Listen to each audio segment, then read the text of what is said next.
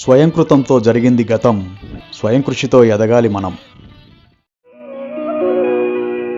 జయ కృష్ణ ముకుంద మురారి.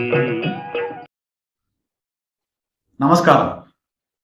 గోకులనందన గోవింద, శ్రీకృష్ణ లీలలు, దావానల పానము. దేవాది దేవుడు శ్రీకృష్ణుడు గోవులను, గోపబాలులను దావానలం నుండి మరోసారి కాపాడవలసిన అవసరం వచ్చింది.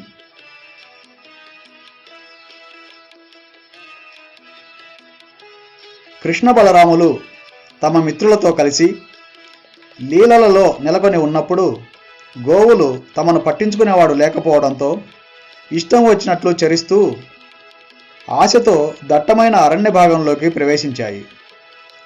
మేకలు, గోవులు, వృషభాలు ఒక అడవి ప్రాంతం నుండి వేరొక చోటకు ప్రయాణిస్తూ ఈషికాటవని అని తెలియబడే అరణ్యాన్ని చేరుకున్నాయి. ఆ అడవి పచ్చగడ్డితో నిండి ఉంది. అందుకే అవి లోభానికి గురైనాయి. కానీ అవి అక్కడకు చేరగానే దావాగ్ని చెలరేగింది. దావాగ్నిని చూడగానే ఆవుల మంద అరవడం మొదలుపెట్టింది. ఇంకొక ప్రక్క గోవులను గాంచక గోపబాలులతో పాటు కృష్ణ బలరాములు చింతాగ్రస్తులయ్యారు. గోవుల పాదచిహ్నాలను, అవి తినిన గడ్డి మార్గాన్ని అనుసరిస్తూ వారందరూ గోవులను వెదకడానికి బయలుదేరారు. తమ జీవిక అయినట్టి గోవులు నశించాయనే బాలురందరూ భయపడ్డారు. అరణ్యంలో గోవులను వెదుకుతూ వారంతా అలసిపోయి దప్పికకు గురయ్యారు. అయినా కొలది తడవుకే వారికి తమ గోవుల అరుపులు వినిపించాయి. శ్రీకృష్ణుడు పెద్ద ధ్వనితో గోవులను వాటి పేర్లు పెట్టి పిలిచాడు. కృష్ణుని పిలుపు వినగానే గోవులు వెంటనే ఆనందంతో బదులిచ్చాయి. కానీ అంతలోనే దావానలం వారిని చుట్టుముట్టింది. పరిస్థితి అంతా అత్యంత భీకరంగా గోచరించింది. వాయువు వీచడంతో దావానల జ్వాలలు వేగంగా పెరగసాగాయి. స్థావర జంగమాలు సమస్తము కబళింపబడనున్నట్లుగా అప్పుడు అనిపించింది. గోవులు, గోపబాలురు అతి భీతి చెందిన వారై కృష్ణ బలరాములను చూసి వారు, కృష్ణ, కృష్ణ, నీవు బలరాముడు ఎంతో శక్తివంతులు. ఈ దావానల జ్వాలలను మేము భరించలేకపోతున్నాము. మేము మిమ్మల్నే ఆశ్రయించాము. కృష్ణయ్య, మేము నీ సన్నిహిత మిత్రులము. మేము ఈ విధంగా కష్టాలకు గురి కావడము ఏమాత్రమూ సబబు కాదు. మేము నీపైననే పూర్తిగా ఆధారపడి ఉన్నాము.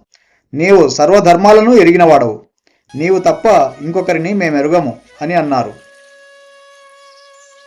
శ్రీకృష్ణుడు తన మిత్రుల విన్నపాలను విని వారిపై ప్రసన్న దృష్టిని సారించి చూపు ద్వారానే భయపడవద్దని వారికి తెలియజేశాడు.